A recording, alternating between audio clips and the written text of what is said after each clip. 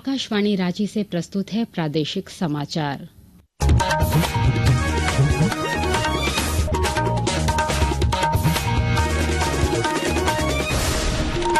नमस्कार, प्रादेशिक समाचारों के साथ मैं सोनम।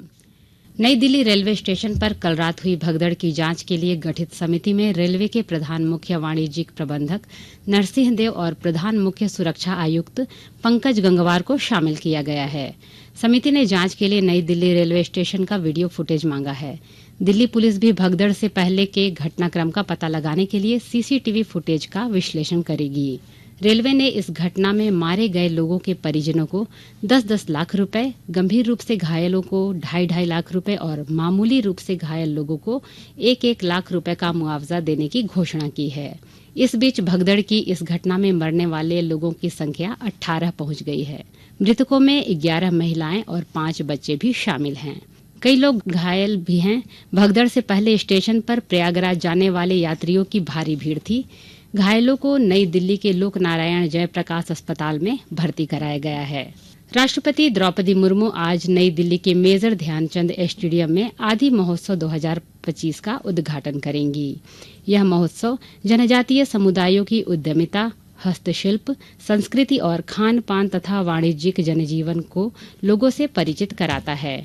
जनजातीय कार्य राज्य मंत्री दुर्गा दास ने बताया कि महोत्सव जनजातीय शिल्पकारों और उद्यमियों को अपने उत्पादों और कृतियों को विभिन्न राज्यों के समक्ष प्रदर्शन करने का अवसर प्रदान करता है। इस महोत्सव में 600 से अधिक जनजातीय उद्यमी भाग लेंगे।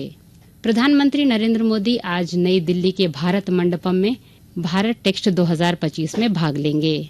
इसमें 120 से अधिक देशों के नीति निर्माता और वैश्विक सीईओ, प्रदर्शक, अंतर्राष्ट्रीय खरीदार भाग लेंगे। प्रधानमंत्री कार्यालय ने जानकारी दी कि भारत टेक्स्ट 2025 एक व्यापार स्तर का वैश्विक कार्यक्रम है और यह 17 फरवरी तक चलेगा।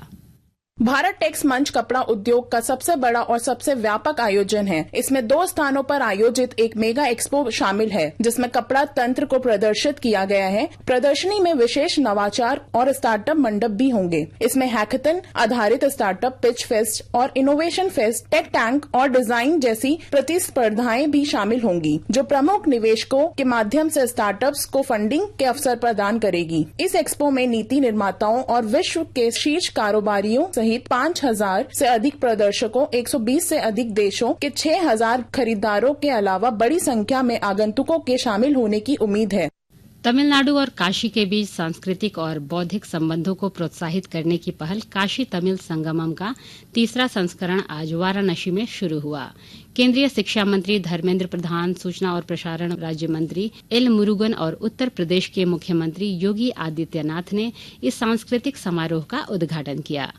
इस पहल का उद्देश्य तमिलनाडु और काशी के बीच प्राचीन सभ्यता के संबंधन को मजबूत करना है। ऊर्जा मंत्रालय ने चंद्रपुरा में 800 मेगावाट के 2 ultra super critical power plant की स्थापना के लिए मंजूरी प्रदान कर दी है। यह पावर प्लांट डीवीसी और कोल इंडिया लिमिटेड का संयुक्त उद्यम होगा। इस परियोजना में लगभग 16,425 करोड़ रुपए खर्च होने का अनुमान है। इससे डीवीसी की वर्तमान विद्युत उत्पादन क्षमता में वृद्धि होगी। वर्ष 2030 तक डीवीसी की विद्युत उत्पादन क्षमता 14 से 15,000 मेगावाट तक पहुंचने की उम्मीद है। झारखंड पर्यटन विभाग की पहल पर जमशेदपुर के सोनारी एयरपोर्ट पर पहली बार स्काई डाइविंग महोत्सव का आयोजन किया जा रहा है।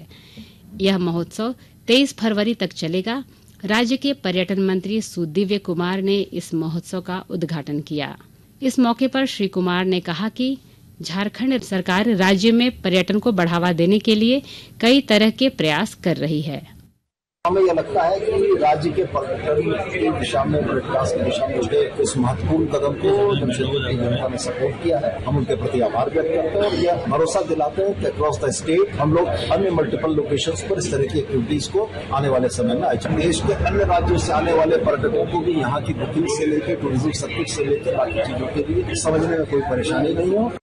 भुवनेश्वर में खेले जा रहे महिला हॉकी प्रो लीग के सीजन के अपने पहले मैच में भारत ने इंग्लैंड को 3-2 से हरा दिया। भारत की ओर से वैष्णवी, दीपिका और नवनीत ने 1-1 गोल किया। वहीं FIH पुरुष प्रो लीग मैच में भारत का प्रदर्शन निराशाजनक रहा। स्पेन ने भारत को 3-1 से पराजित किया। इसके साथ ही आकाशवाणी रांची से प्रादेशिक समाचार का ये बुलेटिन समाप्त हुआ। अगला प्रादेशिक मुख्य समाचार शाम 4 बजे प्रसारित किया जाएगा। नमस्कार।